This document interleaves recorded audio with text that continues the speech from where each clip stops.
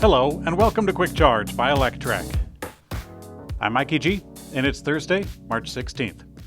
Tesla has submitted its environmental application to expand Gigafactory Berlin to produce 1 million vehicles per year.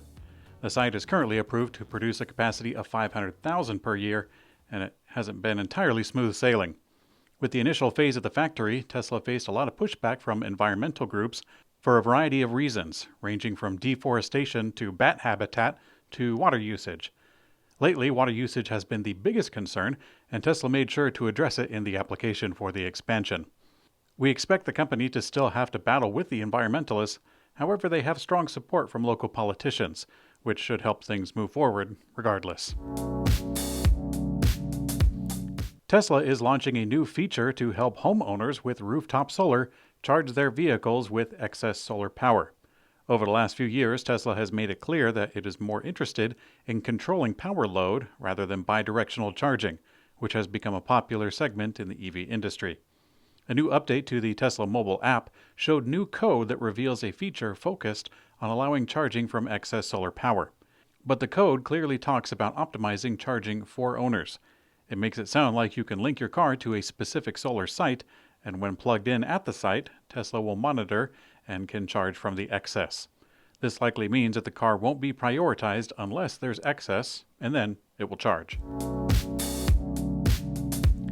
Tesla's Supercharger version 4 has been revealed to have a potential twice as powerful as the previous generation. We're finally starting to get a little more information about the specs of the version 4 station of the latest Tesla popular DC fast charger. Yesterday, we reported on the first look at the station, and today, Tesla officially launched it with some juicy details.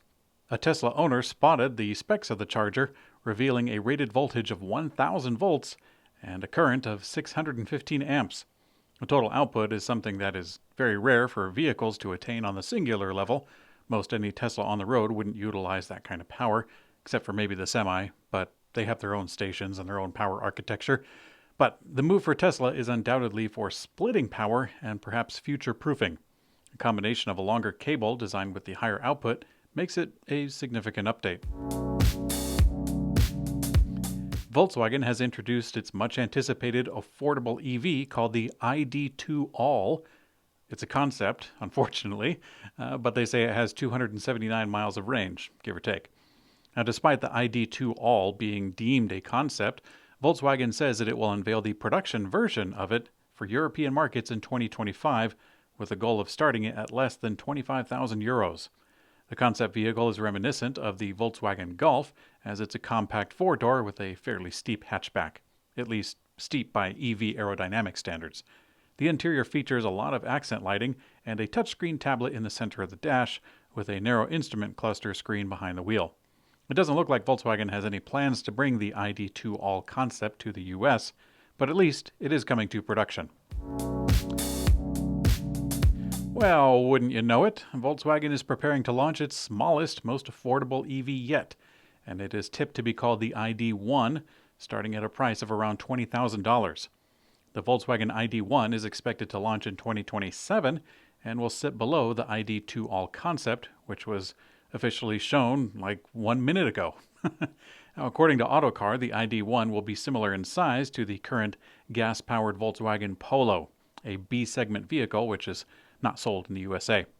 The low-priced EV will ride on its own new unknown platform developed by Volkswagen, with Skoda leading the effort. With Volkswagen making cheap electric vehicles, I think it would be foolish of them not to offer it here in the States, especially when they're investing so heavily in manufacturing. The subcompact segment, as we call it here, has never really taken off, but I believe that it can, especially if the price is right. Electric cars are amazing and worth either the extra money or losing space if you don't have the money. Nobody thought that the Japanese cars would take off, but their price and reliability forced the American market to take a good hard look. And I think it can happen again. But what do you think? Let me know in the comment section on YouTube. Audi says its new Q6 e-tron is close to production as it puts it to the test in the far northern outskirts of Europe.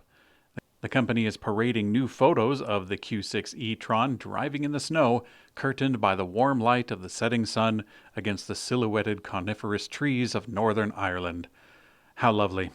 The Q6 e-tron will ride on the new Premium Platform Electrek, or PPE as they call it, which was co-developed with Porsche. Audi says the PPE system offers the best of two worlds between the current MEB used for the ID.4 and the J1 platform with an 800-volt architecture. Now, the launch of the Q6 e-tron later this year will begin a new electric vehicle offensive included in 10 new electric vehicles globally by 2026. 7-Eleven is going EV. Yep, the convenience store chain is entering a new era after unveiling Supercharge, a very ambitious EV fast-charging network plan, along with an app to make finding somewhere to plug in even more accessible. Through Supercharge, 7-Eleven aims to build one of the largest and most compatible electric vehicle fast-charging networks of any retailer in North America. Now, if you ask me, they're going to have a tough time competing with Tesla, but we'll leave that aside for now. 7-Eleven says that any EV make and model with a common CHAdeMO or CCS plug type will be able to use the service. Wait, are there cars that are still using the CHAdeMO plug? I mean, I know the Leaf and the Mitsubishi i-MiEV did, but they're kind of on their way out. Anyways, back to the story. The fast-charging network will be owned and operated by 7-Eleven and will be backed by 100% green electricity. Although no specifics on how many chargers will be installed, the rollout has already begun in several states, including Florida, Texas, Colorado, and California. In today's community comment found on YouTube, Steve Richmond says, "The Kia EV9 looks like a flying brick. There's no tiger there. I personally would like the teddy bear look, more aerodynamic." Yeah, Steve, I really don't see a tiger on there either. To me, it looks like the Infiniti QX80, or maybe a giant roller skate driving down the road. Not very aerodynamic. I wonder how they're going to get such great range out of such a brick. Maybe we can use that kind of technology on an aerodynamic car and get a great car for less. At least less battery, and hopefully less price. We'll see. Thanks for your comment, and thanks for watching YouTube. Buy Quick Charge. Well,